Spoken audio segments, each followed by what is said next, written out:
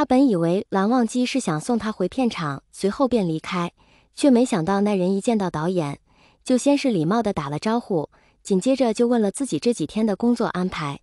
两人的关系在外人眼里已经是板上钉钉的情侣了，导演自然也是知道这茬，就直截了当地告诉了他：你是问无线的工作吗？他这几天都没什么戏份，比较重要的部分前几周已经结束了。魏无羡内心疑惑，他为什么突然问这个？自己不是才跟他说会和导演确认吗？直到导演说完这句话，又神秘莫测地笑了笑，拍拍蓝忘机的肩，道：你要是想留在剧组陪无羡也是可以的，我们安排的房间都是很宽敞的，你直接住无羡那就行。魏无羡懵了一瞬，还没搞清楚状况，就看到身边的蓝忘机摇了摇头。导演，魏婴他，虽然他指的是自己，可魏无羡用余光都能确定，蓝忘机并没有看着自己，或者是不敢看着自己，他以前拍戏从来都不住剧组的。导演愣了一下，随即便听出了他的言外之意，笑道：那你想带他回家去也是可以的，不过要记得到了该上班的时候，不许迟到。蓝忘机，魏无羡，自己怎么都不知道可以放假了。所以蓝忘机跟着他来找导演，就是给自己请假的。魏无羡还在云里雾里间，只能看见两人又交谈了几句，便被人拉起了手腕。蓝湛，你这是回酒店收拾东西？导演方才说你这2天都没有工作了。可是魏无羡虽然仍旧疑惑着，但也完全没有正开的意思，由着对方把自己拉回了酒店。他需要带的东西不多，进组的时候本就没带多少来，整理东西也不过花了几分钟。等到两人好好坐上了车，趁着蓝忘机还没发动车子，魏无羡便把心里的疑虑全都问了出来。蓝湛，你为什么这么着急呀？是出什么事了吗？蓝忘机摇摇头，并未。魏无羡接着问道：那你是有什么急事找我，不方便在剧组说吗？这回蓝忘机没有答话，只默默摇头，一语不发地转动了车钥匙。魏无羡也只好闭了嘴。如果魏无羡大着胆子多看旁边人几眼，就会发现对方的耳尖已经红透了。车程本不算短，但蓝忘机开得快，省下不少时间。待两人回到家，差不多已到晚饭时分了。蓝忘机一进门便问他想吃什么，魏无羡愣愣答了句都可以，那人便转身进了厨房。魏无羡还想和对方再多说几句话，不是连环轰炸般的询问也行，就是想单纯和蓝忘机交流点什么，但一直没有找到时间。无奈之下，他只得先回了卧房，放自己的衣物。这房间一开始是他一个人住，只住了几天的时间，但一直算不上多规整。他最不喜欢收拾房间，在自己家里叠被也是差不多就放下了。所以魏无羡一推门就知道蓝湛肯定是来过这儿了，不然房间的摆设和床单被子不会如此整齐。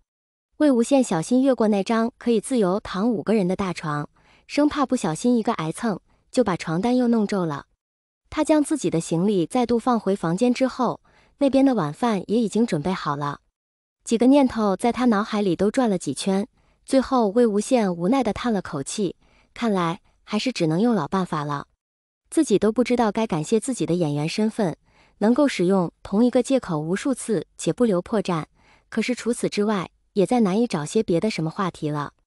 蓝湛，魏无羡一走到餐厅，就看见蓝忘机已经放好了餐盘碗筷，正在脱围裙。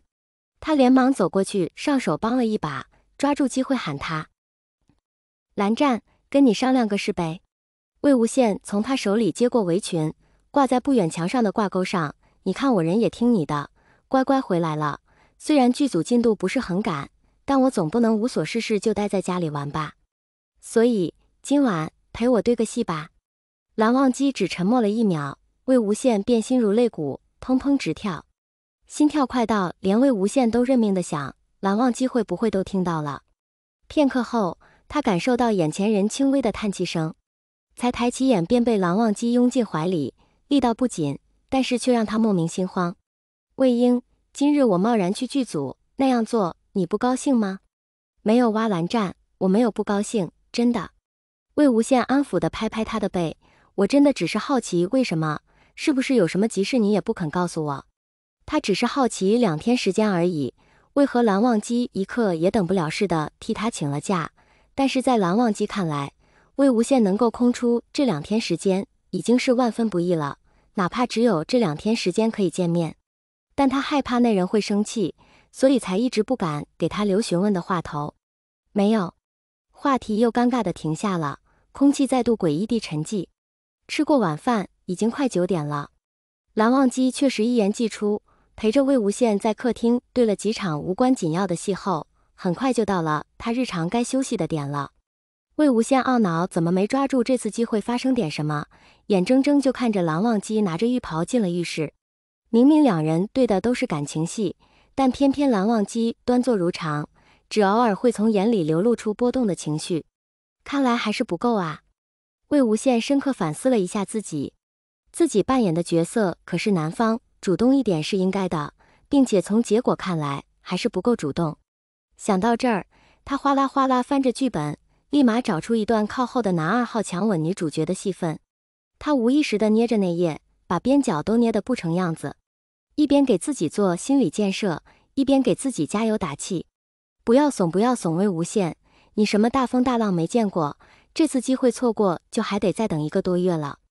成败在此一举了，他紧攥着拳头，给自己加完油后也回了房间洗澡。他从浴室出来后，就看见书房的灯亮着，顿时又紧张了起来，小心思都在心里互相搏斗着。现在太晚了，蓝湛会不会已经睡了？可是睡了为什么还亮着灯？那要是没睡也快睡了吧。总之现在去打扰他，要求对戏是不是还是不太好，反正明天还有时间，干脆明天。没想到书房的门就在他眼前突然打开，自己趴在卧房门边盯着书房看的样子也被蓝忘机转个正着。2人的视线交汇，蓝忘机眼中有轻微的诧异，便朝他走过来。实在是太尴尬了。魏无羡已经忘记自己被迫缓解过多少次尴尬了，从2人重逢后的第1场吻戏，到现在，魏婴为何还不睡？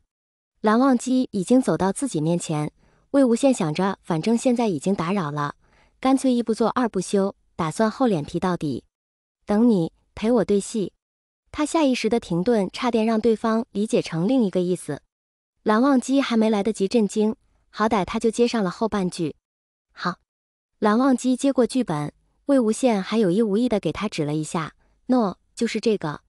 蓝忘机快速扫完主要台词，面上仍不显露任何情绪，走进卧室，默默关上了门。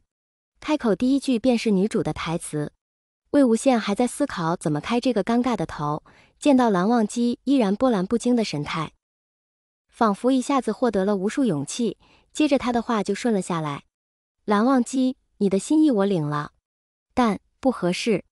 说完，他便缓步走到魏无羡身后，拉开2人距离，留出足够的镜头感。